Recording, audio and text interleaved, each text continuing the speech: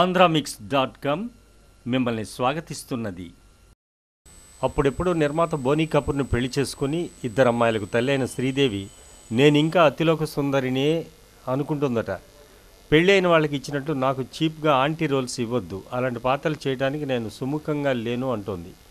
ఎంత అతిలోక సుందరి అయితే మాత్రం ఆంటీ అయ్యాక కూడా ఆంటీ రోల్స్ ఇవ్వద్దంటే ఎలా అని ఫిల్మ్ సర్క్యూట్స్లో చెవులు కొరుక్కుంటున్నారు. 15 ఏళ్ల తర్వాత ఇంగ్లీష్ మూవీతో సెకండ్ ఇన్నింగ్స్ స్టార్ట్ చేసిన శ్రీదేవి తనలో ఇంకా ఏమాత్రం పవర్ తగ్గలేదని నిరూపించుకున్నది వాస్తవమే. అయితే అంత మాత్రానికి అన్ని యంగ్ రోల్స్ రావాలనుకోవటానికి ఈవిడింకా 16 ఏళ్ల వయసు సినిమాలో సిరిమల్లె పువ్వా అని అనుకుంటోందా అని జనం కిసుక్కుమంటున్నారంట.